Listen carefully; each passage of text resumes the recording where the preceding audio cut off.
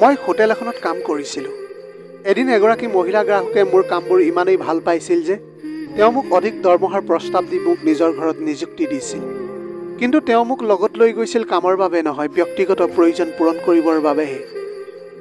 এই কথা তেতিয়াহে মই গম পাবলৈ ধৰিছিলোঁ যেতিয়া তেওঁৰ কিছুমান গোপনীয় বস্তু মোক চাফা কৰিবলৈ দিছিল। যেতিয়া মই কাপোৰ চাফা কৰি আছিলোঁ, তেওঁ লাহে লাহে নিজৰ ড্ৰেছটো ওপৰলৈ টানিবলৈ ধৰিছিল। তেওঁক এই কাম কৰা দেখি মই আচৰিত হৈ পৰিছিলোঁ। তাৰ পাছত হঠাতে সেই মহিলাগৰাকীয়ে মোৰ হাতৰ পৰা কাপোৰখন পেলাই দি মোৰ হাতত ধৰি মোক নিজৰ ফালে টানি আনি পিছত 2 ঘণ্টা ধৰি মোৰ লগত। মোৰ নাম ৰাজেশ আৰু মই এখন হোটেলত কাম কৰিছিলোঁ। আজি ভুলবশতঃ এগৰাকী ধনী মহিলাৰ কাপোৰত চুপ ছিটিকি পৰিছিল। ভয় খাই মই তেওঁ কাপোৰ চাফা কৰিবলৈ ধৰিলোঁ, কাৰণ তেওঁ যদি মোৰ মেনেজাৰৰ ওচৰত অভিযোগ কৰে তেন্তে মোৰ চাকৰিটোৱেই গুচি যাব। কিন্তু সেই মহিলাগৰাকীয়ে তেনেকুৱা একোৱেই নকৰিলে। বৰঞ্চ মহিলাগৰাকীয়ে লগে লগে হোটেলত এটা ৰুম বুকিং কৰিলে আৰু মোক তেওঁৰ ওচৰলৈ মাতিলে। তাৰপিছত তেওঁ মোক তেওঁৰ কাপোৰবোৰ চাফা কৰিবলৈ দিলে। কাপোৰবোৰ চাফা কৰি থাকোঁতে হঠাৎ তেওঁৰ আঁঠুৰ ওপৰলৈকে নিজৰ ড্ৰেছটো টানি মোৰ হাতখন তেওঁৰ খোলা ভৰিখনৰ ওপৰত থৈ দিলে। মই লগে লগে তাৰপিছত মই মোৰ কাম কৰি কোঠাটোৰ পৰা ওলাই আহিলোঁ। ভদ্ৰ মহিলাগৰাকীয়ে মোৰ পৰা আন কিবা এটা বিচাৰিছিল যদিও মই আছিলোঁ এজন সাধাৰণ ৱেটাৰ। মই সেই ধনী ভদ্ৰ মহিলাগৰাকীৰ ফান্দত পৰিব বিচৰা নাছিলোঁ। পিছদিনা সময়মতে হোটেললৈ আহিলোঁ। আজি মহিলাগৰাকী এজন পুৰুষৰ সৈতে হোটেললৈ আহিছিল, কাৰণ আজি তেওঁৰ বিবাহ বাৰ্ষিকী আছিল। গতিকে তেওঁলোকৰ এনিভাৰ্চাৰী কেকৰ অৰ্ডাৰ ল'বলৈ গৈছিলোঁ। অৰ্ডাৰ লোৱাৰ পিছত যেতিয়া কেকটো আনিছিলোঁ আৰু কেকটো টেবুলখনত ৰাখিছিলোঁ, যিখন টেবুল মহিলাগৰাকীয়ে বুকিং কৰিছিল, আৰু সেই মানুহজন তেওঁৰ ওচৰতে গাতে গা লগাই বহি আছিল, অৰ্থাৎ সেই মানুহজনেই আছিল তেওঁৰ স্বামী। তেওঁলোকৰ এনিভাৰ্চাৰী কেকটো টেবুলত থৈ আন এখন টেবুলত অৰ্ডাৰ ল'বলৈ গ'লোঁ। ঠিক তেনেদৰে কিছুদিন পিছত মহিলাগৰাকী আকৌ হোটেললৈ আহিল। সেই ভদ্ৰ মহিলাগৰাকীয়ে মোক মাতিছিল তেওঁৰ অৰ্ডাৰ দিবলৈ। সেইদিনা তেওঁৰ লগত আন কেইজনীমান মহিলাও আছিল। সেই মহিলাসকলে মোৰ ফালে আচৰিত ধৰণে চাই আছিল। কিয় তেনেকুৱা কৰিছিল মই গম পোৱা নাছিলোঁ। অৰ্ডাৰ লৈ থাকোঁতে এগৰাকী মহিলাৰ ভৰিত উজুতি খাই মই পৰিলোঁ। সেই মহিলাসকলে নিজৰ ধন সম্পত্তিৰ বাবে বহুত গৌৰৱ কৰিছিল। হয়তো ইচ্ছাকৃতভাৱে মোক পেলাইছিল তেওঁলোকে। মই এজন সাধাৰণ ৱেটাৰ আছিলোঁ, গতিকে মই একো ক'ব পৰা নাছিলোঁ। তাৰপিছত বিল পৰিশোধ কৰি থাকোঁতে মহিলাগৰাকীয়ে মোক এটা টিপ দি ক'লে, এইটো কাম তোমাৰ দৰে সুদৰ্শন ল'ৰা এটাৰ লগত খাপ নাখায়।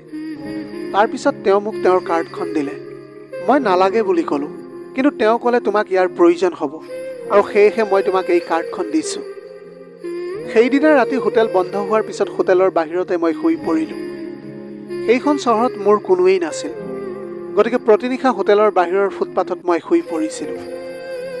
হঠাৎ মোৰ সন্মুখত এখন গাড়ী আহি ৰৈ গ'ল। গাড়ীৰ ভিতৰত সেই মহিলাজনী আছিল। সেই 42 বছৰীয়া মহিলাগৰাকীয়ে মোৰ কিয় পিছা কৰি আছিল মই বুজিব পৰা নাছিলোঁ। গাড়ীৰ পৰা নামি আহি তেওঁ মোৰ ওচৰলৈ আহি ক'লে, ৱেটাৰ, এই হোটেলখনৰ বাহিৰত তুমি কিয় শুই আছা? মই তেওঁক সকলো কথা ক'লোঁ যে এই চহৰখনত মোৰ কোনোৱেই নাই, গতিকে প্ৰতিনিশা হোটেলৰ বাহিৰৰ ফুটপাথত শুই থাকোঁ মই। মোৰ অৱস্থা দেখি তেওঁৰ চকুত মোৰ প্ৰতি মমতা বিৰাজ কৰিছিল।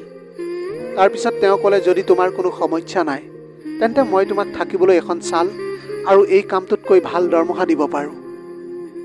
কিছুদিন ফুটপাথত শুই কটোৱাৰ বাবে বহুত বিষ অনুভৱ কৰিছিলোঁ। কেতিয়াবা মাজনিশা পুলিচৰ গাড়ী এখন ৰাউণ্ডত আহিছিল। বহুবাৰ পুলিচে মোক চোৰ বুলি ভাবি লাঠিৰে কোবাইছিল। ফুটপাথত জীয়াই থকাটো সহজ নাছিল। মই মহিলাগৰাকীক সুধিলোঁ, কি কাম আছে বাইদেউ? আপুনি মোক এতিয়া কি কাম দিবলৈ ওলাইছে, যাৰ বাবে আপুনি মোক এটা ভাল দৰমহা দিব বুলি কৈছে? মহিলাগৰাকীয়ে ক'লে, মোৰ ঘৰৰ বাবে মই এজন বিশ্বাসী চাকৰ বিচাৰোঁ, যিয়ে মোৰ ঘৰটো ভালদৰে চোৱা চিতা কৰিব পাৰে। আৰু মই ভাবোঁ যে তোমাৰ এই দুয়োটা গুণ তোমাৰ লগত আছে। তোমাৰ সততা দেখি মই তোমাক বিশ্বাস কৰিবলৈ সক্ষম হৈছোঁ। মোৰ আগৰ কাম কৰা বাইজনীয়ে ঘৰৰ পৰা বস্তু চুৰি কৰি নিছিল, গতিকে মই আৰু এতিয়া কোনো মহিলাক নিযুক্তি দিব নিবিচাৰিছিলোঁ। যোৱা কেইদিনমানৰ পৰা হোটেলত তোমাক দেখি আহিছোঁ। তুমি নিজে কেতিয়াও টিপছ বিচৰা নাছিলা আৰু দিয়া টিপছটো সোনকালে লোৱা নাছিলা। মই ভাবোঁ এতিয়া তোমাক যি লাগে সেয়া হৈছে নিৰাপদ ছাল আৰু মোক লাগে এজন ভাল চাকৰ। মোৰ লগত আহিলে আমাৰ দুয়োৰে প্ৰয়োজন পূৰণ হ'ব। এই সময়ত এই মহিলাগৰাকীৰ কথাই মোৰ সঠিক যেন লাগিছিল। তথাপিও মই ভাবি আছিলোঁ তেওঁক হয় বুলি কম নে নাই। ঠিক তেতিয়াই পুলিচৰ গাড়ী এখন তাত উপস্থিত হ'ল। পুলিচৰ গাড়ীখন দেখাৰ লগে লগে মই মহিলাগৰাকীক হ'ব বুলি ক'লোঁ। মোৰ হয় বুলি শব্দটো শুনাৰ লগে লগে মহিলাগৰাকীৰ মুখত এটা হাঁহি বিৰিঙি উঠিল। তাৰপিছত মই তেওঁৰ গাড়ীত বহি তেওঁৰ ঘৰলৈ বুলি গুচি গ'লোঁ। তেওঁৰ ঘৰখন ৰাজপ্ৰসাদৰ দৰে আছিল। আমি তাত উপস্থিত হোৱাৰ লগে লগে তেওঁ মোক মোৰ কোঠাটো দেখুৱাই দিলে। মোৰ সেই কোঠাটোত মোৰ বয়সৰ ল'ৰাৰ কাপোৰো আছিল। এতিয়া সেই মহিলাগৰাকী মোৰ মালিকনী হৈ পৰিছিল। তাৰপিছত তেওঁ মোক হাত ভৰি ধুবলৈ ক'লে। মোক এটা বেলেগ বাথৰুমৰ সংলগ্ন ৰুম দিলে। হাত ভৰি ধোৱাৰ পিছত মই কোঠাটোত ৰখা আন কাপোৰ পিন্ধি ওলাই আহিলোঁ। মালিকনীয়ে মোৰ বাবে খাদ্যৰ প্লেট এখন আগবঢ়াই দিলে। মোৰ ভোক নাছিল কাৰণ মই হোটেলত ৰাতিৰ আহাৰ খালোঁ। কিন্তু মালিকনীয়ে দিয়া খাদ্যখিনি মোক খাবলৈ ক'লে। খাদ্য খোৱাৰ পিছত মই শুবলৈ নিজৰ কোঠালৈ বুলি গুচি গ'লোঁ। পিছদিনাৰ পৰাই মই নিজৰ সকলো কাম কৰিবলৈ আৰম্ভ কৰিলোঁ। ৰাতিপুৱাই মালিকনীয়ে চুটি কাপোৰ পিন্ধি জগিং কৰিবলৈ ওলাই গ'ল। জগিং কৰি উভতি আহোঁতে তেওঁ ঘামত তিতি গৈছিল। জগিং কৰি উভতি অহাৰ লগে লগে তেওঁ নিজৰ ৰুমলৈ গ'ল। কিছু সময়ৰ পাছত তেওঁ মোক নিজৰ ৰুমলৈ মাতিলে। ভিতৰলৈ যোৱাৰ লগে লগে দেখিলোঁ তেওঁ এতিয়াও চুটি কাপোৰ পিন্ধিয়ে আছে। মোক ওচৰলৈ মাতিলে তেওঁ। তাৰপিছত মোৰ হাতত ঠাণ্ডা পাউডাৰ এটা দি ক'লে যে মোৰ পিঠি আৰু ডিঙিত অলপ লগাই দিয়া। তেওঁৰ পিঠি আৰু ডিঙি সম্পূৰ্ণ ৰঙা হৈ পৰিছিল। ঘামৰ বাবে তেওঁৰ খজুৱতি হৈ আহিছিল। মই সেই পাউডাৰ ঘঁহি থাকোঁতে তেওঁ মোক ক'লে, তোমাৰ হাতৰ স্পৰ্শটো মোৰ বৰ ভাল লাগিছে। তেওঁৰ কথাত মই একো কোৱা নাছিলোঁ। নিজৰ কাম কৰি মই ওলাই গুচি আহিলোঁ। কিছু সময়ৰ পিছত মেডাম নিজৰ কোঠাৰ পৰা ওলাই আহিল আৰু মই ৰন্ধা ব্ৰেকফাষ্ট খাই তেওঁ বৰ সুখী হৈছিল। তেতিয়া তেওঁ ক'লে, মই সঠিক মানুহে বিচাৰি পাইছোঁ।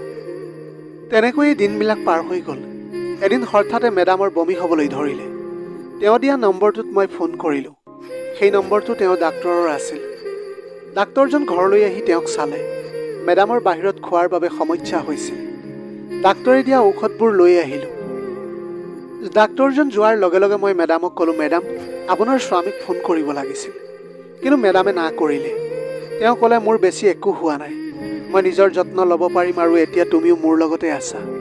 মোৰ এনে লাগিল যেন তেওঁৰ স্বামীৰ ওপৰত বহুত খং উঠি আছিল। তেওঁৰ অসুস্থতাৰ সময়ত মই তেওঁৰ বহুত যত্ন লৈছিলোঁ। যোৱা 2 দিন মই তেওঁৰ কোঠাত শুই আছিলোঁ। এতিয়া লাহে লাহে তেওঁ ভাল হ'বলৈ ধৰিলে। সেইদিনা মই তেওঁক হাতেৰে চুপ খুৱাই আছিলোঁ। হঠাৎ তেওঁ মোৰ হাতখন ধৰিলে আৰু তাৰপিছত মোক তেওঁৰ জোঠা চুপ এচামুচ মোক খুৱাই দিলে। তেতিয়া তেওঁ ক'লে, ৰাজেশ, তুমি মোৰ ইমান যত্ন লোৱা। সঁচা কথা ক'বলৈ গ'লে মোক এতিয়া তোমাৰ দৰে এজনৰ প্ৰয়োজন আছে। কথাখিনি কৈ থাকোঁতে মই তেওঁৰ স্বামীৰ কথা সুধিলোঁ। তেওঁ ক'লে, মোৰ স্বামী সদায় নিজৰ কামতে ব্যস্ত থাকে। বিয়াৰ বাৰ্ষিকীতে ঘৰলৈ আহে। এদিন যেতিয়া তেওঁ পত্নীক সময় দিয়ে, তেতিয়া তেওঁৰ অনুভৱ যে পত্নীক আৰু গোটেই বছৰটো স্বামীৰ প্ৰয়োজন নাই। কিন্তু আচলতে তেনেকুৱা হয় জানো? ইমান ডাঙৰ ঘৰ এখনত গোটেই দিনটো অকলে থকাৰ বাবে মোৰ বহুত চিন্তা হয়। গতিকে বন্ধু বান্ধৱীৰ সৈতে হোটেলত আড্ডা মাৰি সময় কটাওঁ। কিন্তু এতিয়া সেইটো মোৰ ভাল নালাগে। মোক এতিয়া কোনোবা এজন লাগে যিয়ে মোক বুজিব পাৰে। মোৰ ল'ৰা ছোৱালীয়ে চহৰৰ বাহিৰত পঢ়ি আছে। মই এতিয়া পাগলৰ দৰে এইখন ঘৰত অকলে ঘূৰি ফুৰিছোঁ। কথা পাতি থাকোঁতে মেডামে নিজৰ মৰ্যাদা পাহৰিয়ে গৈছিল। গতিকে মই তেওঁক সান্তনা দি তেওঁৰ কোঠাৰ পৰা ওলাই আহিলোঁ। পিছৰ কেইদিনমানৰ ভিতৰতে মেডামৰ স্বাস্থ্যৰ উন্নতি ঘটিল। স্বাস্থ্য ভাল হোৱাৰ লগে লগে তেওঁ সাজু হৈ সন্ধিয়া ওলাই যাবলৈ ধৰিলে। তেওঁ যাবৰ সময়ত মই তেওঁক বাধা দি ক'লোঁ, মেডাম, আপুনি মাত্ৰ সুস্থ হৈ উঠিছে। যদি আপুনি আকৌ বাহিৰত খানা খায়, তেন্তে আপুনি আকৌ অসুস্থ হৈ পৰিব। এই কথাত তেওঁ ক'লে যে মই অকলে নাযাওঁ, তুমিও মোৰ লগত যাবা। মই যাতে বাহিৰত একো নাখাওঁ তাৰ বাবে তোমাক লৈ যাম মই, কাৰণ মোৰ নিজৰ ওপৰত নিজৰ নিয়ন্ত্ৰণেই নাই। মেডামে মোক ধুনীয়া কাপোৰ পিন্ধি সাজু হ'বলৈ ক'লে। ময়ো তেওঁৰ লগত ওলাই যাবলৈ মান্তি হ'লোঁ। আজি প্ৰথমবাৰৰ বাবে 5 ষ্টাৰ হোটেল এখনলৈ আহিছিলোঁ আৰু সেই হোটেলখনত মই ৱেটাৰ হিচাপে নহয়, মালিক হিচাপে মেডামক লৈ থিয় হৈ আছিলোঁ। সেই নিশা মেডামে বহুত মদ খাইছিল। মদ খাই থাকোঁতে তেওঁ মোক বাৰে বাৰে চুই আছিল। মেডামে মোৰ ডিঙিখন সাবদি লোৱা দেখি তাত উপস্থিত থকা মহিলাগৰাকীয়ে মোক ক'লে, তোমাৰ চুগাৰ মম তোমাৰ লগত বহুত সুখী যেন লাগিছে। কেতিয়াবা চুগাৰ মম সলনি কৰি চাবাচোন। তেনেকৈ কৈ সেই মহিলাগৰাকীয়ে কাৰ্ড এখন মোৰ হাতত দিলে। তাৰপিছত সেই মহিলাগৰাকীয়ে মোৰ গালত হাত ধোৱাৰ লগে লগে মেডামৰ খং উঠি গ'ল আৰু মহিলাগৰাকীৰ হাতখন মোৰ গালৰ পৰা আঁতৰাই দিলে। তেওঁ ইমানকৈ মদ্যপান কৰি থকাৰ পিছতো দেখা পালে যে সেই মহিলাগৰাকীয়ে মোৰ ফালে চাই আছিল। নিচাৰ বাবে মেডামে ভালদৰে খোজকাঢ়িব পৰা নাছিল। গতিকে মই তেওঁক লৈ ঘৰৰ ফালে ৰাওনা হ'লোঁ। ঘৰ পোৱাৰ লগে লগে তেওঁক তেওঁৰ ৰুমলৈ লৈ গ'লোঁ আৰু বিচনাত শুৱাই দিলোঁ। মই তেওঁক বিচনাত শুৱাই দিয়াৰ লগে লগে তেওঁ বিপৰীত দিশলৈ ঘূৰি গ'ল। সেই সময়ত তেওঁৰ ড্ৰেছযোৰ বহুত ওপৰলৈ উঠি গৈছিল। এইখিনি দেখি মোৰ বহুত লাজ লাগি গৈছিল। মেডামৰ বয়স তেতিয়া 42 বছৰ আছিল, কিন্তু দেখাত তেওঁ বহুত সৰু ছোৱালীৰ দৰেই লাগিছিল। তেওঁৰ সৌন্দৰ্য আৰু গোলাপী ৰং দেখি মোৰ হৃদয়খনে ধপধপাবলৈ ধৰিছিলে। যদিও তেওঁলৈ যি ধৰণে মই চাই আছিলোঁ, সেয়া মোৰ বাবে সঠিক যেন নালাগিছিল। মই নিজকে নিয়ন্ত্ৰণ কৰি মেডামৰ ওপৰত কম্বল এখন উৰাই কোঠাটোৰ পৰা ওলাই আহিলোঁ। পিছদিনা ৰাতিপুৱা যেতিয়া মেডামে সাৰ পাই উঠিল, তেতিয়া তেওঁৰ মূৰটো বেয়াকৈ বিষাইছিল। মই তেওঁক ষ্ট্ৰং আদাৰ চাহ একাপ বনাই দিলোঁ। চাহ খোৱাৰ পিছত মেডামৰ অলপ ভাল লাগি গৈছিল। তাৰপিছত আজি প্ৰথমবাৰৰ বাবে বাগিচাখনলৈ ওলাই আহিছিল তেওঁ। মই গছ-গছনিবোৰত পানী দি থাকোঁতে মেডামে মোৰ হাতৰ পৰা পানীৰ পাইপটো লৈ গ'ল আৰু নিজ হাতেৰে গছবোৰত পানী দিবলৈ ধৰিলে। তেওঁ গছ-গছনিবোৰত পানী দি থাকোঁতে তেতিয়া মই অন্য কাম কৰিবলৈ গ'লোঁ। আজি ডাঙৰ গাড়ী এখন ধুব লগা আছিল। মই গাড়ীখনত ফেন লগাই দিলোঁ আৰু ধুবলৈ ধৰিলোঁ। গাড়ীখন ধুই থাকোঁতে কোনোবাই পিছফালৰ পৰা মোৰ ওপৰত পানী ছটিয়াই দিলে। পিছলৈ ঘূৰি চাওঁতে মেডামে মোৰ ওপৰত পানী ছটিয়াবলৈ আৰম্ভ কৰিছিল। সেই সময়ত তেওঁৰ বেলেগ এটা ৰূপত আছিল। তেওঁৰ দুষ্টামি দেখি ময়ো হাতত ধৰি থকা পানীৰ পাইপেৰে মেডামৰ ওপৰত পানী মাৰিবলৈ ধৰিলোঁ। লাহে লাহে তেওঁ মোৰ ফালে আহিবলৈ ধৰিলে। পানীৰ লগত খেলি থাকোঁতে মোৰ হাতখনে কেতিয়া মেডামক স্পৰ্শ কৰিলে মই গমেই পোৱা নাছিলোঁ। মোৰ হাতত লগা ফেনখিনি তেওঁৰ গাত লাগি গৈছিল। তেনেতে হঠাতে মেডামে ক'লে, "ষ্টেচু।" আৰু মই তাতে ৰৈ গ'লোঁ। তাৰপিছত মেডামে মোৰ শৰীৰত ফেন লগাবলৈ ধৰিলে। আনকি নিজৰ গালৰ ফেন মোৰ গালত ঘঁহি মোকো ফেনেৰে বুৰাই পেলালে। এই সকলোবোৰ হিন্দী চিনেমা যেন লাগিছিল মোৰ। মই মূৰ্তিৰ স্থানত থকাৰ সময়তে মেডামে মোৰ হাতত ধৰি থকা পানীৰ পাইপৰ পৰা আমাৰ ওপৰত পানী ঢালিবলৈ ধৰিলে। এতিয়া দুয়ো আমি একেলগে তিতিবলৈ ধৰিছিলোঁ। সেই সময়ত মেডাম মোৰ বহুত ওচৰলৈ আহিছিল। তেওঁৰ শৰীৰে মোৰ শৰীৰটো স্পৰ্শ কৰিছিল। তেওঁৰ স্পৰ্শৰ বাবে মোৰ শৰীৰত কঁপনি হ'বলৈ ধৰিছিল। গতিকে তেওঁ মোক মূৰ্তি অৱস্থাৰ পৰা মুকলি কৰি দিব বুলি ভবা নাছিলোঁ। গতিকে মই নিজেই সেই ঠাইৰ পৰা আঁতৰি যোৱাৰ সিদ্ধান্ত ল'লোঁ। সেইবাৰ মই পাহৰি গৈছিলোঁ যে তেওঁ মোৰ মেডাম আৰু মই তেওঁৰ চাকৰ। তেওঁ হয়তো মোক স্বাধীনতা দিলেহেঁতেন, কিন্তু মই ভাবিছিলোঁ যে মই মোৰ সীমাৰ ভিতৰতে আবদ্ধ থাকিব লাগিব। মই আঁতৰি আহি পোনে পোনে মোৰ ৰুমলৈ গ'লোঁ। ৰাতিপুৱা গা ধুইছিলোঁ যদিও মেডামে মোক তিয়াই থৈছিল, গতিকে আকৌ গা ধুব লগা হ'ল। গা ধুই ওলাই আহোঁতে মেডামক ক'তো দেখা নাছিলোঁ। হয়তো তেওঁ নিজৰ কোঠাতে আছিল। খাদ্য ৰন্ধাৰ পিছত মই তেওঁক মাতিবলৈ ৰুমলৈ গ'লোঁ, কিন্তু মেডামে ক'লে, "পাছত খাম। আমি ৰাতি হোটেললৈ গৈছিলোঁ। সেই বিষয়ে তোমাৰ লগত কথা পাতিব বিচাৰিছোঁ।" হোটেলত তুমি মোৰ লগত কি কৰিলা? মেডামে এই কথা কোৱাৰ লগে লগে মোৰ ভয় লাগি গ'ল, কাৰণ তেওঁ বৰ চিৰিয়াছলি কথাবিলাক কৈ আছিল। কিন্তু মই তেওঁৰ লগত একোৱেই ভুল কৰা নাছিলোঁ। গতিকে মই আত্মবিশ্বাসেৰে ক'লোঁ, "হয়, আমি হোটেললৈ গৈছিলোঁ। আপুনি তেতিয়া তাত বহুত মদ খাইছিল আৰু মই আপোনাক নিৰাপদে ঘৰলৈ লৈ আহিলোঁ।" মই কোৱা কথাৰ ওপৰত মেডামে ক'লে, "ৰাজেশ, তুমি সঁচা কথা কৈছানে এতিয়াও? কিছুমান কথা মোৰ বিশ্বাস হোৱা নাই।" মই ক'লোঁ, "আপুনি কিহৰ কথা কৈছে?" তাৰ পাছত তেওঁ ক'লে, "কালি প্ৰথমবাৰৰ বাবে মই মদ খোৱা নাছিলোঁ যে মোৰ কথাবিলাক মনত নাথাকিব। কালি এগৰাকী ভদ্ৰ মহিলা আহি তোমাক এখন কাৰ্ড দিছিল আৰু মই সেইটো দেখিছিলোঁ। সেই কাৰ্ডখন তোমাৰ হাতত এতিয়াও আছেনে?" মই ক'লোঁ, "নাই মেডাম, মই সেই কাৰ্ডখন তাতে পেলাই দিছিলোঁ। মই মোৰ বিচৰাতকৈ এটা মই ভাল চাকৰি পাইছোঁ। মোৰ আশাতকৈ ভাল মেডাম এগৰাকী মই বিচাৰি পাইছোঁ। গতিকে মই কিয় অন্য ঠাইত চাকৰি কৰিম? আৰু যিয়েই নহওক, সেই মহিলাগৰাকীয়ে কামৰ কথা নহয়, কিবা এটা চুগাৰ মমৰ কথাহে কৈছিল। তেতিয়া মেডামে ক'লে, "যদি তুমি চুগাৰ মমৰ কথা নাজানা, তেন্তে তোমাৰ বাবে ভালেই আছে।" সেই সময়ত মেডামৰ চকুত মোৰ প্ৰতি বেলেগ এটা অনুভৱ দেখা গৈছিল, যেন তেওঁ মোক কিবা এটা ক'ব বিচাৰিছে। কথা পাতি থাকোঁতে মেডামৰ চকুত চকুলো ওলাই আহিছিল। তেওঁ ক'বলৈ ধৰিলে, "ৰাজেশ, যোৱা কেইদিনমানৰ পৰা তুমি মোক দেখি আহিছা। মোৰ নিসংগতা তুমি হয়তো বুজিবলৈ পাৰিছা। মোৰ বয়স এতিয়া 40 বছৰ হ'লে কি হ'ব? ময়ো এগৰাকী নাৰী। মই এতিয়াও বুঢ়া হোৱা নাই, কিন্তু মোৰ স্বামীয়ে এই কথা কিয় বুজি পোৱা নাই? মোৰ বাবে তেওঁ একেবাৰে চিন্তিত নহয়। ৰাজেশ, মোক টকাৰ কোনো প্ৰয়োজন নাই। মই মাত্ৰ এজন পুৰুষৰ মৰমহে বিচাৰোঁ, আৰু সেই মৰম তুমি মোক দিব পাৰিবা বুলি মই নিশ্চিত।" মেডামে হঠাতে এই সকলোবোৰ কথা ক'বলৈ ধৰিলে, যিটো মই বুজিব পৰা নাছিলোঁ। তাৰ পাছত তেওঁ ক'লে, "মই তোমাৰ মাজত সেইজন ব্যক্তিক দেখিছিলোঁ, যিয়ে মোক সুখী কৰিব পাৰিব। মোক সুখী কৰিব পৰা মানুহজন তোমাৰ মাজত আছে। কিছু সময়ৰ আগতে আমি যেতিয়া পানীত তিতি আছিলোঁ, তেতিয়া অনুভৱ কৰিছিলোঁ যে মোৰ ভাগ্য বৰ ভাল, কাৰণ মোৰ কোনোবা এজন আছিল যিয়ে মোৰ কথা চিন্তা কৰিছিল। এতিয়া তেওঁ নিজেই মোৰ কাষ চাপি আহিছিল। গতিকে মই কেনেকৈ না কৰিম? মোৰ দৰে ডেকা ল'ৰাবোৰক এনে নাৰীৰ প্ৰয়োজন আছে, যিয়ে আমাক বিচৰা সুখ দিব পাৰে। মই তেওঁ যি বিচাৰে বিনামূলীয়াকৈ দিব পাৰোঁ। ইয়াৰ বাবে মোক টকাৰ প্ৰয়োজন নাছিল। কিছু সময় ভাও ধৰি মই মেডামক ক'লোঁ যে মোৰ দ্বাৰা এই সকলোবোৰ নহ'ব আৰু ইয়াৰ বাবে মই সাজু নহয়। তেনেতে মেডামে মোৰ ওচৰলৈ আহি ক'লে, মোৰ বান্ধৱী কেইজনীমানে মোৰ নিসংগতা দেখি মোক কিছুমান ল'ৰাক লগ কৰালে। কিন্তু মই তোমাৰ মাজত যি দেখিলোঁ সিহঁতৰ মাজত দেখা নাপালোঁ। এতিয়া মই মোৰ সকলো সুখ দুখ হৃদয়ৰ পৰা তোমাৰ লগত ভাগ কৰিবলৈ সাজু আছোঁ আৰু তুমি চিন্তা নকৰিবা। বেছিভাগ সময়তে মই তোমাৰ লগত কেৱল মোৰ সুখৰ ভাগ কৰিম। তেতিয়া মই মেডামক ক'লোঁ, আপুনি মোৰ প্ৰেমক একেবাৰে সন্দেহ কৰা উচিত নহয়। মোৰ ওচৰলৈ আহিলে আপোনাৰ সকলো দুখ নাইকিয়া হৈ যাব, সেইটো মই নিশ্চিত। মোৰ উত্তৰত তেওঁ বৰ সুখী হৈ পৰিল আৰু মোক জোৰেৰে সাৱটি ধৰিলে আৰু তেনেকৈ মোৰ হাতখন তেওঁৰ শৰীৰৰ ওখ চাপৰ অংশত ঘূৰিবলৈ ধৰিলে। এতিয়া তেওঁ ৰৈ যোৱাৰ কোনো মুড নাছিল। তেওঁ পাহৰি গ'ল যে খোৱাৰ সময় হ'ল। তেতিয়া মই তেওঁক ক'লোঁ, মেডাম, এতিয়া মই আপোনাৰ, গতিকে প্ৰথমে আপুনি খাদ্য খাওক। মই তেওঁক কোঠাত বহিবলৈ গৈ পাকঘৰলৈ গৈ খাদ্য আনিলোঁ। প্ৰথম টুকুৰাটো নিজৰ হাতেৰে মেডামক খুৱাই দিলোঁ। তেওঁ মোক হাতেৰে খুৱাই দিলে। মই ক'লোঁ, যদি মোৰ পেটটো এতিয়াই ভৰি যায় তেন্তে পিছত খাব নোৱাৰিম। মই কোৱা কথাখিনি তেওঁ বুজি পালে। তাৰপিছত মোৰ দ্বাৰা পৰিৱেশন কৰা খাদ্য কেইটামান খাই তাৰপিছত প্লেটখন এফালে ৰাখিলে। তেওঁৰ কৌতূহল স্পষ্টকৈ দেখা গৈছিল। আমি খাই শেষ হোৱাৰ লগে লগে মেডামে মোক বিচনাখনৰ ওচৰলৈ টানি লৈ গ'ল আৰু তাৰপিছত মোৰ শৰীৰত নিজৰ শৰীৰটো ঘঁহিবলৈ ধৰিলে। লাহে লাহে আমাৰ চকু দুটা বন্ধ হৈ গ'ল। তাৰপিছত মোৰ মাজত অলপ সময়ৰ ভিতৰতে মেডাম সম্পূৰ্ণ হেৰাই গৈছিল।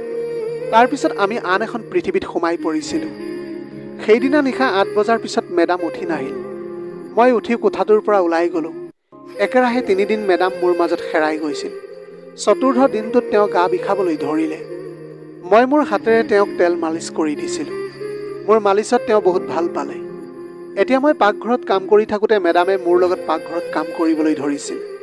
প্ৰথমবাৰৰ বাবে লগ পোৱাৰ সময় আৰু বৰ্তমান মেডামৰ মাজত এক বৃহৎ পাৰ্থক্য আছিল। তেওঁৰ মুখখন এতিয়া সন্তুষ্টি আৰু সুখেৰে ভৰি পৰিছিল। এতিয়া মই অনুভৱ কৰিবলৈ ধৰিলোঁ যে মই সেই ঘৰত কাম কৰা চাকৰ নহয়, সেই ঘৰৰ মালিকহে। কাৰণ মেডামৰ আচৰণো তেনেকুৱাই আছিল যে মই নিজকে মালিক বুলি ভাবিবলৈ ধৰিলোঁ। প্ৰতিনিশাই মই তেওঁক বাদাম চেক দিছিলোঁ। খোৱাৰ আগতে তেওঁৰ মিঠা কিবা এটা খোৱাৰ অভ্যাস আছিল। মই বনোৱা বাদাম চেকটো ইমানেই ভাল লাগিছিল তেওঁৰ যে প্ৰতিদিনে মোৰ পৰা বিচাৰিবলৈ ধৰিছিল। তেওঁৰ বয়স 42 বছৰীয়া যেন নালাগিছিল। কিন্তু মুখখনৰ সৌন্দৰ্যৰ মাজতো বয়সৰ লগে লগে হাড়বোৰ দুৰ্বল হৈ পৰে। কিন্তু মেডামৰ ক্ষেত্ৰত মোৰ এনে অনুভৱ নাছিল। তেওঁৰ সঁচাকৈয়ে গাভৰু ছোৱালীৰ শক্তি আছিল। নিশা যেতিয়াই মই তেওঁৰ লগত কটাইছিলোঁ মই অনুভৱ কৰিবলৈ পাৰিছিলোঁ। যোৱা 2 দিন ধৰি মই তেওঁৰ কোঠাত শুই আছিলোঁ, কাৰণ তেওঁ ভাগৰুৱা নহ'লেও মই ভাগৰি পৰিছিলোঁ। সেইদিনা ৰাতি যেতিয়া মই মেডামৰ ৰুমলৈ গৈছিলোঁ, তেওঁ টেডি বিয়াৰটো সাৱটি ধৰি বহি আছিল। যিদৰে তেওঁ টেডি বিয়াৰটো সাৱটি ধৰি আছিল তাৰ পৰা কিবা এটা বেলেগ সংকেতহে আহিছিল। টেডি বিয়াৰটো এফালে ৰাখি তেওঁ মোক বেলেগ ধৰণে চাবলৈ ধৰিলে। তেওঁক কি লাগে এই মুহূৰ্তত মই বুজিবলৈ পাৰিছিলোঁ। মেডামে সেই পুতলাটো এফালে পেলাই মোক সাৱটি ধৰিলে। তেতিয়া মই তেওঁৰ হাতত ধৰি ক'লোঁ, মেডাম, আজি অলপ কথা পাতি লওঁ। মই তেওঁক ক'লোঁ, যোৱা কেইদিনমানৰ পৰা মোৰ মনত এটা প্ৰশ্ন আছে। এই চুগাৰ মমনো কি মেডাম? তাৰপিছত তেওঁ ক'লে যে চুগাৰ মম মানে 40-45 বছৰীয়া মহিলা আৰু তাইৰ 26-27 বছৰীয়া প্ৰেমিকবিলাক। আমাৰ সম্পৰ্কটো তেনেকুৱা নহয়। চুগাৰ মমৰ বেছিভাগেই তেনেকুৱা ডেকা ল'ৰাবিলাক বিচাৰি ফুৰে। সেই সৰু ল'ৰাবোৰে সেই মহিলাসকলক প্ৰয়োজনীয় আনন্দ দিয়ে আৰু মহিলাগৰাকীয়ে সেই ল'ৰাবোৰক তেওঁলোকে বিচৰা ধৰণে টকা দিয়ে। ইয়াত ল'ৰাবোৰে অতি সহজে টকা উপাৰ্জন কৰে। সেই মহিলাসকলে সেই ল'ৰাবোৰক বহুত বেছি কাম কৰিবলৈ বাধ্য কৰে। মই সুধিলোঁ, বহুত বুলি কি বুজাব বিচাৰিছে মেডাম? তেওঁ ক'লে, তেওঁলোকে সেই ল'ৰাবোৰৰ লগত নিজৰ ইচ্ছামতে যিকোনো কামত ব্যৱহাৰ কৰে। মোৰ কিছুমান বান্ধৱী আছে যিয়ে এনেবিলাক কাম কৰে। সেই যুৱকসকলৰ দ্বাৰা মনোৰঞ্জন কৰায়। তেতিয়া মই ক'লোঁ যে ময়ো সেই মনোৰঞ্জন চাবলৈ বিচাৰোঁ। তেতিয়া মেডামে ক'লে, ঠিক আছে। তেওঁ মোক তেওঁৰ বন্ধু এজনীৰ ঘৰলৈ লৈ যোৱাৰ প্ৰতিশ্ৰুতি দিলে। পিছদিনা তেওঁ মোক তেওঁৰ বন্ধু এজনীৰ ঘৰলৈ লৈ গ'ল। তাত দেখিলোঁ 25 বছৰীয়া এজন যুৱকে এগৰাকী বয়সস্থ মহিলাক সেৱা কৰি আছে। সেই মহিলাগৰাকীয়ে তেওঁৰ লগত বহুত বেয়া ব্যৱহাৰ কৰি আছিল। সেই ল'ৰাটোৰ প্ৰতি মোৰ বহুত দয়া উপজিছিল। কিন্তু মই বুজিলোঁ যে তাক মহিলাগৰাকীয়ে যথেষ্ট টকা দিছে আৰু সেইবাবেই সি সকলোবিলাক সহ্য কৰি গৈছে। মই তাত বেছি সময় থাকিব নোৱাৰিলোঁ, কাৰণ সেইটো মোৰ বাবে উপযুক্ত নাছিল। মই মেডামক সোনকালে ঘৰলৈ লৈ আহিলোঁ। ঘৰ আহি পোৱাৰ লগে লগে আমি এজনী ধুনীয়া ছোৱালী দেখিলোঁ। মেডামক দেখাৰ লগে লগে ছোৱালীজনীয়ে মা বুলি মাতিলে। তেনেতে মেডামে তাইক সাৱটি ধৰিলে। ছোৱালীজনীক লগ পোৱাৰ পিছত মোৰ ফালে চাবলৈ ধৰিলে। মেডামক মোৰ বিষয়ে সুধিলে। তেতিয়া তেওঁ ক'লে যে এইজন আমাৰ ঘৰৰ নতুন কাম কৰা মানুহ। মেডামৰ ছোৱালীজনীৰ কথা বতৰা আৰু আচৰণত খুব মুকলি আছিল। তাই মোৰ নামটো সুধিলে আৰু মোৰ হাত মিলালে। তাই মোৰ ফালে চাই আছিল আৰু ক'লে, ৰাজেশ, তোমাক দেখি চাকৰৰ কাম কৰা যেন নালাগে। তোমাৰ ব্যক্তিত্ব বৰ সুন্দৰ। অতি সোনকালে এই সৰু চাকৰিটো এৰি কিছু বিদ্যা শিক্ষা লোৱা তুমি। ছোৱালীজনীয়ে মোৰ লগত কথা পাতি থাকোঁতে মেডামৰ মুখত বহুত বিৰক্তি দেখিবলৈ পাইছিলোঁ। মিঠা কথাৰে তেওঁ তাইক নিজৰ কোঠালৈ পঠিয়াই দিলে। কোঠাটোত সোমোৱাৰ লগে লগে মেডামে ক'বলৈ ধৰিলে, তাই কেনেকৈ খবৰ নিদিয়াকৈ ঘৰলৈ আহিল। এতিয়া তেওঁ ছোৱালীজনীক সহ্য কৰিব পৰা নাছিল। দুদিন পিছত মেডামে মোক তেওঁৰ ৰুমলৈ মাতিলে। মই কোঠাটো পোৱাৰ লগে লগে দুৱাৰখন বন্ধ কৰি দিলে। তেতিয়া তেওঁ ক'লে, ৰাজেশ, মই তোমাক বিয়া কৰাব বিচাৰোঁ। আমি এতিয়াই ইয়াৰ পৰা ওলাই যাম। মোৰ ছোৱালীজনীয়ে তোমাৰ লগত কথা পাতি থকা ধৰণটো দেখি মোৰ বহুত ভয় হৈছে। মোৰ সেয়েহে বহুত চিন্তা হৈছে, গতিকে আজিয়ে আমি বিয়া হ'ম। টকাৰ কথা তুমি চিন্তা নকৰিবা, মোৰ হাতত সকলো আছে। কিন্তু মই ভবা সকলো ওলোটা হৈ পৰিল। মেডামে মোক বিয়া কৰাব বিচাৰিছিল। তেওঁৰ জেদ দেখি মই ক'লোঁ, মই আপোনাক লগে লগে মোৰ গাঁৱলৈ লৈ যাব নোৱাৰোঁ। আমি কেইদিনমান এই চহৰত থাকিব লাগিব। কিন্তু আমি ক'ত থাকিম? তেতিয়া মেডামে ক'লে, চিন্তা নকৰিবা, মোৰ এজন বন্ধু আছে যি এই সকলোবোৰ কামতে পাৰ্গত। তেওঁ আমাক নিশ্চয় সহায় কৰিব। মেডামে আলমাৰীত থকা সকলো টকা আৰু গহনা বেগত ভৰাই ল'লে আৰু তেওঁ মোৰ লগত ঘৰৰ পৰা ওলাই আহিল। তেওঁৰ ছোৱালীজনী সেই সময়ত নিজৰ কোঠাত শুই আছিল। আমি সেই ঘৰৰ পৰা ওলাই আহিলোঁ। মেডামে মোক তেওঁৰ বান্ধৱী ঘৰলৈ লৈ আহিল। তেওঁৰ বান্ধৱীজনীও তেওঁৰ বয়সৰে আছিল আৰু দেখাত বৰ ধুনীয়া আছিল। তেওঁৰ ঘৰত মোৰ সমবয়সীয়া ল'ৰা এজনক দেখিলোঁ। মেডামৰ বান্ধৱীয়ে ল'ৰাটোক আমাৰ বাবে পানী আনিবলৈ ক'লে। তাই ক'লে, এইজন মোৰ চাকৰ। তাৰ পাছত বেলেগ এটা কোঠালৈ যোৱাৰ লগে লগে মেডামক সুধিলোঁ, আপোনাৰ বন্ধুৰ চাকৰ কেৱল চাকৰ নে আন কিবা? তেতিয়া মেডামে ক'লে, ল'ৰাটোক টকাৰ প্ৰলোভন দি ঘৰলৈ আনি আবদ্ধ কৰি ৰাখিছে। মাধৱীৰ স্বামীয়ে বহুত আগতেই তাইক এৰি থৈ গৈছে। টকাৰ সহায়ত মাধৱীয়ে ল'ৰাটোক চাকৰৰ কাম কৰায়। মাধৱীৰ লগত থকা ল'ৰাটোৰ ওপৰত হোৱা অত্যাচাৰৰ বিষয়ে মেডামে মোক সকলো কথা ক'লে। এই কথা শুনি মই ভাবিলোঁ, মোৰ মেডাম তেওঁৰ বান্ধৱীৰ দৰে নাছিল। মোৰ মেডামে মোক সঁচাকৈ ভাল পাইছিল। মই মোৰ ভাগ্যক লৈ বহুত সুখী আছিলোঁ। সেই নিশা মাধৱীৰ ঘৰত মই সকলোৰে বাবে বাদাম চেক বনাই দিলোঁ। মাধৱীয়ে বাদাম চেকটো বৰ ভাল পাইছিল। বাদাম চেক এগিলাচ লৈ মেডাম কোঠাটোত সোমাই গ'ল। ৰাতি যেতিয়া মেডাম শুই আছিল, মই কোঠাটোৰ পৰা ওলাই আহিলোঁ। বাহিৰত মাধৱীৰ চাকৰজন মোৰ বাবে অপেক্ষা কৰি আছিল। ঘৰৰ দুৱাৰখন খুলিবলৈ লওঁতেই পিছফালৰ পৰা মাত এটা আহিল, ৰাজেশ। মাত দিয়াজনী আছিল মোৰ মেডাম। মোৰ চকু তোমাৰ ওপৰত আছে। মাধৱী আৰু মোৰ বাদাম চেকত তুমি কি মিহলাইছিলা? মই ক'লোঁ, মেডাম প্লিজ মোক ক্ষমা কৰিব। মই আপোনাৰ বাদাম চেকত টোপনিৰ বড়ি মিহলাই দিছিলোঁ যাতে আপুনি ৰাতিপুৱালৈকে শুই থাকে। কিন্তু মই জানিছিলোঁ যে আপুনি নাখালে। মেডামে সুধিলে, ৰাজেশ, এই সকলোবোৰ কি হৈ আছে? তুমিও মোক ভাল পোৱা আৰু আমি সোনকালে বিয়া পাতিবলৈ ওলাইছোঁ। তেনেহ'লে মাজনিশা এই চাকৰৰ লগত তুমি ক'লৈ যোৱা? মেডাম মোক ক্ষমা কৰিব। না মই আপোনাক ভাল পাওঁ, না মই আপোনাক বিয়া কৰাম। মই মোৰ ভাইটিকহে বিচাৰি ইয়ালৈ আহিছিলোঁ। আপোনাৰ বান্ধৱীৰ এই চাকৰটো মোৰ ডাঙৰ ভাইটি। কেইবছৰমান আগতে ভাইটি চাকৰি বিচাৰি চহৰলৈ আহিছিল। মই জানিছিলোঁ যে সি এখন হোটেলত কাম কৰে।